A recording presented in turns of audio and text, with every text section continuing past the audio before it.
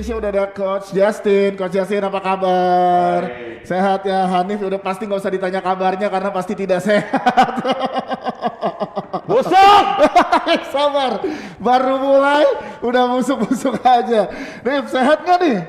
Kenapa busuk? Percuma gua tadi malam begadang, percuma gua nungguin sampai extra time. Itu expected loss. Oke. Nih gua emang dipikir gua nggak nonton Just Talk apa? Hah? Dipikir gua nggak nonton Just Talk. Beda reviewnya di Ya, Just Talk. sebentar, sabar, Karena karena- di DPI expected loss. Coach Justin suaranya belum terdengar ya, nanti boleh dibenerin dulu mikrofonnya ya. Oke, tapi gue pengen minta dulu pendapat tadi apa? Lo nonton Just Talk? Gua nonton Just Talk. Iya. Gua ini kan pecinta Just Talk. Oke. Kalau di Terus? Just Talk reviewnya setelah Juve kalah 2-1 tuh Oke. beda. Masih ada chance. Gini bilangnya expected loss. Semuanya salah udah. Nggak ada kalau lu lihat ini udah terstruktur kesalahannya buat gua. Yang salah itu ya yang merasa kipernya kayak Peruzzi. Kiper gimana? Nggak usah ngadi-ngadi. Ini gua mencoba trace back dulu ya. Gue melihat ini Juventus musim ini di set untuk fail, ya. Dengan Gimana setting untuk fail? Nggak paham gue. ya, lu lihat dari sisi gimana persiapannya, gimana Paratici mempersiapkan skuad untuk pelatih yang dia pilih sendiri, ya. Kalau pelatih yang dia pilih itu adalah yang katanya quote unquote adalah pengen main modern, main lebih menyerang gitu, tapi nggak diberikan materi pemain yang bisa mengakomodir gaya permainan yang diinginkan oleh Pirlo. Otomatis di tengah musim berjalan dia harus adaptasi. Adaptasi ini menurut gue nih stanky. Mau main pragmatis, kentang, nggak secara materi pemain nggak support. Mau main cantik juga nggak. Nah jadi menurut gue dari sisi set to fail-nya itu ada di sana. Terus yang kedua buat gue adalah Pirlo sebagai seorang pelatih ini menurut gue nggak cocok sama jadinya apa yang coba dia tampilkan nggak cocok dengan DNA Juventus. Gue merasa Juventus memaksakan diri untuk menjadi pretender, menjadi seorang lain, menjadi sesuatu yang bukan dirinya sendiri. Juventus ini kan filosofinya Vino alla fine. Kemenangan itu adalah di atas segalanya. Jadi mainnya tuh pragmatis. Dicoba dirubah. Pantesan 25 tahun nggak menang Champions League. Dicoba dirubah gitu kan buat gua. Dicoba dirubah. Ya kalau lu mau berubah, berubahnya tuh jangan yang kayak lu pengen menjadi mobil Tesla, tapi lu pengen mobil Honda, mencoba melakukan itu dengan menjadi Honda apalah gitu, CR-V gitu misalnya yang ini. Itu kan kentang gitu. Jadi kalau lu mau kayak gitu, ya lu hire Pep Guardiola sekalian. Tapi lu jangan lu hire kentang terus materi pemainnya nggak lu support, lu pengen berubah ya nggak bisa lah buat gua. Gue bilang Hanif agak drama. Ada yang benar dia bilang, yaitu pelatih dengan pemain yang tidak memadai. Tapi kalau dia bilang lu mau main pragmatis atau main cantik, dua-dua nggak bisa. Permainan itu bukan hanya dua aja, banyak sekali. Nah, yang salah satu mungkin yang gue paham bahwa Pirlo ini tahun pertama dia tidak dapat pemain yang bisa bermain bagus lah, oke? Kan nggak harus bermain cantik atau pragmatis, kan bisa bermain sesuai dengan kapasitas pemain. Satu, bagaimana lu melakukan itu? Lu mencoba beberapa strategi, berapa sistem, nggak dilakukan juga, ya kan? Bahwa pemainnya bapuk, kita sepakat lah, bapuk untuk level Juve ya, bukan jelek, tapi untuk level Juve yang kita kenal selalu memiliki pemain hebat, tahun ini ngedrop lah pemainnya. That's okay. Nah, lu sebagai pelatih justru harus membuat sistem di mana di mana pemain mediocre ini sebagian besar itu bisa memanfaatkan kapasitas mereka dan juga memanfaatkan dua penyerang lah atau terutama Ronaldo lah. Dan itu gue melihat tidak dilakukan. Kalau 11 lawan 11 itu kalah Juve. Ketahuan nggak pernah nonton Juventus. Ketahuan. Buat gua enggak. Ini Juventus itu bukan soal black and blue gitu, bukan soal. Lu tadi bilang kalau nggak bisa pragmatis nggak bisa main bagus. Lu kan cuma kasih dua opsi. Exactly poin gua kalau coach itu bilang bahwasannya ada permainan lain kan, yang lu bilang tadi ganti formasi apa segala macam. Nggak ada sejarahnya Juventus kayak begitu. Dicoba bermain indah pernah di tahun 99, gue ingat sama Carlo Ancelotti, gagal. Nggak bisa, cuman bertahan semusim dipecat. Kemudian dari situ rentetannya balik lagi Marcelo Lippi, kembali lagi habis itu ada Antonio Conte. Semuanya bermain pragmatis. Lu lepas dari topiknya Hanif. Lu nggak ada gunanya bahas yang dulu-dulu. Bentar. Kan gua ngomongin identitas klubnya, Koci. Juve itu nggak punya identitas. Wah, nggak punya identitas. Listen, yang harus dilakukan oleh pelatih nggak ada identitas. Identitas yang mereka lakukan adalah stay di atas sesuai dengan kapasitas Juve, selalu menjadi juara. Setiap klub itu ada filosofinya, Koci. Dan Juventus itu adalah kalau filosofi nggak berjalan, Pancasila. Ya, whatever lah. Kalau filosofi nggak berjalan, terus lu mau ngapain? Tetap mempertahankan itu sampai lu terseok-seok. Kan tujuannya menang Champions League, kan? Kemenangan di atas segalanya. Filosofi apa yang lu bahas sekarang? Tapi kan dengan cara itu 2 kali ke final. Oke. 2 kali ke final. Final is runner up is nothing. Semua juga tahu. 25 tahun nggak ada kemenangan. Progres buat gua tetap. Yes, kan tapi tetap juga final tetap sampai jauh juga. Tapi kita itu prestasi, gue setuju. Daripada gua cuma sampai 16 besar tapi gua jadi pretender, buat apa? Gue setuju. Itu sebuah prestasi. Tapi kalau dia bilang filosofinya kemenangan di atas segalanya, nggak kelihatan juga kalau gitu. Berarti nggak kelihatan 10 tahun terakhir dong. Emang Serie A nggak dihitung? Loh, Juve sekarang mendatangkan Ronaldo tujuannya itu cuma Champions League. Setuju.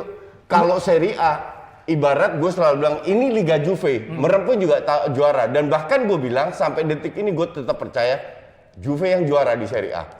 Musim ini padahal masih di peringkat 3. Musim ini gue bilang Juve tetap bisa jadi juara. Pertanyaan gue, Koci, sorry gue potong. Pertanyaan gue, menurut lu, kan lu bilang Juve mendatangkan Ronaldo untuk menjuarai Liga Champions. Itu menurut manajemen, bukan gue. Nah, apakah menurut lu Ronaldo sudah dimainkan dengan di posisi terbaiknya dengan support yang sangat full? Iya, dengan apa yang ini? Menurut gue itu enggak di musim ini. Gue bilang iya. Ronaldo ini bukan Ronaldo yang kita kenal di Madrid. Ronaldo di Madrid bekerja keras. Ronaldo ini ngincer gol. That's okay, nggak ada salahnya juga. Sama kayak kita nggak bisa ngarep Messi bermain seperti 5 tahun yang lalu, ngerti nggak? Ya. Nah, yang dilakukan adalah lu harus kasih supply banyak ke dia. Bagaimana lu mau kasih supply kalau lu sering sebelumnya ya, lu mainkan Betancourt sama Rabiot, ngerti nggak? Sekali-sekali baru Arthur main, sekali-sekali baru Ramsey main. Nah ini contoh hal kecil aja. Kenapa lu harus main dengan 2 striker?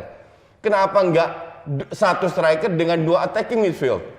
Contoh lah, ngerti nggak? Jadi banyak opsi yang bisa dicoba, yang gue tidak lihat. Selama hasilnya bagus, nggak ada masalah. Tapi kan hasilnya tidak sesuai dengan Juve yang kita kenal gitu. Benar, tapi kan sebenarnya semalam juga secara permainan Juve udah semaksimal mungkin, tapi menang sih. Maksimal enggak lah. Juve menang itu murni berkat 10 orang. Karena Portonya kartu merah di tengah pertandingan. Kita lihat statistik sampai menit ke 56. Bahkan sampai menit 30 aja, shotnya Porto itu 8, Juve cuma 3. Ngerti nggak? Makanya gue bilang, kalau 11 lawan 11, Juve bisa kalah nih. Tapi sangat amat dibantu dengan 10 orang. Nah, kalau But that's football, it happens. Ronaldo nih sebenarnya tadi salahnya di mana sih dia kalau nggak dapat supply itu? Iya, tapi apakah jadinya pemain lain jadi berharap ke Ronaldo banget, Tif? Jadinya yang diharapkan nggak sampai 3 tahun berturut-turut loh Ronaldo Juventus nggak kemana-mana di Liga Champions nih. Ya, maksud gue kalau tadi malam gue ngelihatnya justru Ronaldo ini posisinya nggak jelas. Fungsinya dalam artian perannya yang dipengenin Pirlo tuh terhadap Ronaldo baik di leg 1 maupun leg 2, gue nggak ngelihat instruksi yang jelas. Dia tuh mainnya di mana, gitu. Dengan skema 4-4-2 atau yang berubah nanti 3-5-2, gue nggak ngelihat pergerakan, instruksi, transisi yang benar-benar jelas untuk Ronaldo ini. Gimana nyuplainya, dia harus jadi seperti apa. Terutama ketika dia jadi ujung tombak di leg 1. Menurut gue, faktor kekalahan terbesar Juventus itulah karena dia drop di leg 1 buat gue. Jadi buat gue itu yang nggak jelas. Itu yang salah aja. Kalau kita ngobrolin tentang pelatihnya deh, ya Andrea Pirlo. Ini nasibnya gimana ke depannya setelah kekalahan ini di Liga juga peringkat 3 gitu Coach dan juga Hanif, apakah layak udah selesai di musim ini atau dalam waktu dekat bahkan? Gue bilang yang disalahkan itu bukan Pirlo. Kalau lu sebagai pelatih, Pep pegang Juve ini nggak akan kemana-mana juga. Dengan kondisi squad yang sekarang? Pemainnya aduh, ampunan dah. Bener-bener nggak layak. 70% nggak layak main di Juve menurut gue. Oke, ditambah kiper yang bapuk. Kenapa gue bilang kiper bapuk? Kiper bagus seperti yang dia selalu bilang, Ederson win games for you. Ya. Alisson 3 tahun dengan Liverpool, ngerti nggak? Kalau lu bicara tembok, itu hak Ederson prerogatif. nggak menangin liga buat City, buat dia. Apa? Kan lu bilang Ederson B aja lu bilang. Bagus kan? Iya itu gue bilang. Kan gue bilang bagus. Iya, lu tadi sarkas. Dikonfirmasi tadi. Gue pikir sarkas. Tadi dikonfirmasi. Denger. Tadi dikonfirmasi. Jangan emosi yang dipakai, jangan ego yang dipakai. Lanjut coach. Kiper yang bagus memenangkan. Kiper, ya. Ini buat lo. Kiper yang tembok itu hak prerogatif kiper, oke? Kalau lu dengan PD-nya hanya pasang 3 orang, pemain itu selalu lompat. Walaupun lompatnya salah sehingga terbuka, tapi lompat, bolanya kan ke bawah. Kenapa sekarang kalau lu lihat di Liga Inggris, di Liga Spanyol, semua pemain selalu ada satu yang tidur di belakang. Iya. Oke? Iya. Kenapa tidak dilakukan di situ? Padahal ini menit-menit krusial. Itu yang salah siapa? Itu yang salah kiper. Hanif gimana? Bentar, betul. Oke. Dia syuting. Itu jarak itu cukup jauh. Dan syutingnya nggak keras-keras. Harusnya dia bisa dapat itu Chesney. Kiper bagus akan dapat. Nef, ini ngadi-ngadi. Ngadi-ngadinya gimana nih? Tapi yang ngadi-ngadinya gimana? Ngadi-ngadi itu buat gua kiper iya menyusun ya, dalam artian dari parameternya ujung dinding sebelah kanan sama ujung dinding sebelah kiri. Betul. Sama urutannya iya. Ya, tapi prerogatif pelatih untuk menginstruksikan ada yang tidur sama ada yang nggak tidur. Gitu, karena dia harus main marking yang lainnya. Itu buat gua poin yang pertama. Oke. Terus buat gua poin yang kedua adalah ya emang sesimpel dindingnya itu adalah disgrace buat gua. Rabiot ngehindar, harusnya lo numpahin darah buat tim lo. Ronaldo juga sama, gitu kan? Dan dalam hal ini gua ngelihat di free kick yang tadi, yang ini menit-menit akhir, konsentrasi lo tuh harusnya tinggi. Ini yang nggak terjadi buat gua di Szczęsny tadi malam, gua akui. Tapi kalau kita tarik sebelum extra time, dia bikin save lo. Dia bikin save. Ya itu tugas kiper. Kalau dia nggak bikin save, ngapain dibayar mahal? Kalau lu bilang dia kiper bapuk, masa ini semua Juventus kiper bisa kebobolan lebih dari satu. Itu tugas kiper save. Masa semua normal standar save dibilang dia bagus? Normal standar save gimana? Alah, itu normal. Dia begitu banyak bikin blunder. Ini bukan pertama kali. That's why untuk gue Szczęsny itu sebutin ke gua kapan dia blunder. Banyak. Kalau lu nonton kapan? Gue itu lu sering nonton. Lu nggak nonton Juve. That's why gue bilang Szczęsny ini levelnya Fabianski. Dia nggak nonton, dia nonton gue Szczęsny-nya di nonton Arsenal. Juve. Ya beda lah. Kapan sebutin sama gua? Gue karena match itu nggak Ya penting. udah, Gue ini lebih makanya. banyak nonton match daripada lu. Gak usah songong lu. Nggak mungkin. Juventus, gua bisa. Lu weekend ini nggak, lu tiap weekend nonton berapa match? Gua nonton Juventus tiap minggu. Juve. Ya kan gua lebih mulai kita lagi ngebahas Szczęsny, Coach. Gue bahas Szczęsny, gue bilang jangan bilang gue nggak nonton. Gue terlalu sering nonton Szczęsny bikin kesalahan yang untuk gue kiper normal bisa nahan. Nah, ada versi iya, Szczęsny nih. Szczęsny mungkin masih Arsenal atau Juve. Coba kita pengen tanya Jebretim, Szczęsny jadinya gimana tuh? Bagus apa enggak? Intinya kalau dia bagus nggak bakalan dibuang Arsenal lah. Oke, kalau misalkan sampai Pirlo, buat dia nggak boleh ada orang yang pernah gagal terus balik bounce back gitu bisa ini. Bisa. Ya. Cuman definitely bukan Szczęsny. Bukan Szczęsny. Dari Jebretim ada yang bilang mendingan Buffon sekalian diturunin. Setuju. Dari untuk pengalaman. Bola kemarin terakhir Ya. itu Buffon dapat 1 juta %. Gimana nih? Sure Buffon. Secara pengalaman kan Buffon di Liga Champions Bukan pengalaman aja, emang Buffon jauh lebih bagus. Ya. Bos sudah lewat peaknya. Umur itu nggak selalu berpengaruh. Emang Buffon itu jauh lebih bagus daripada berarti Szczęsny. nggak nonton Juve pas Buffon main lawan Spezia yang gitu-gitu nggak nonton nih berarti nih, ketahuan. Oke, ini biar menjadi Juventus ini tetap walaupun hasilnya gimana. Nggak, ya. kalau gue ngelihat ditanya pelatih, kalaupun harus pelatih, buat gue pelatih yang harus dipilih berikutnya adalah pelatih yang sekali lagi align sama identitas Juventus, yaitu Vino Alla Fine. Ya. Lo harus balik main pragmatis, dan buat gua sebenarnya perkawinan ideal itu adalah Juventus dengan Jose Mourinho. Nah, Sesimpel itu. ada satu nama Lu, yang keluar lu dari gimana Hanif. mau main pragmatis dengan pemain-pemain kayak gitu? Gimana Ya. Vino ala Vino atau apalah itu? Kalau di musim Udah lalu ya, jelas-jelas kan ada 25 tahun nggak pernah Iya. menang apa-apa. Ya, lu jangan lihat di skuad yang sekarang. Kalau lu ganti pelatih, pasti diganti pelatihnya kan nggak mungkin. Ada skuad baru lagi. Ada skuad baru lagi, Iya. ada jendela transfer. Nanti jangan-jangan Vino ala Vino, nanti Vino Gebastian lama-lama.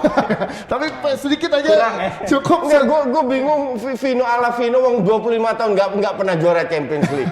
Apa itu? Halo Jebret Tim, aku Nah. berdirinya di sebelah kanan Dias aja ya. Boleh. Tenang. Kalau aku- sebelah kiri takutnya gimana gitu? Bener aku jagain sekarang. Brar, tolong untuk nextnya pas Hanif siaran, tolong lu kumpulin kompilasinya blundernya Chesney. Nah, request Justin. Di 2 tahun 3 tahun terakhir, nggak usah lama-lama, 2-3 tahun terakhir lah. Oke. Ada adminnya. Dias, tapi- adminnya dombanya Koci. Oke, Tes kenapa? Gimana? Dias berarti sekarang tahu kan, maksudnya kalau di rumah tuh makanya jangan suka ngemilin emping. Kenapa emang? Itu darah tinggi dari tadi kayak Koci.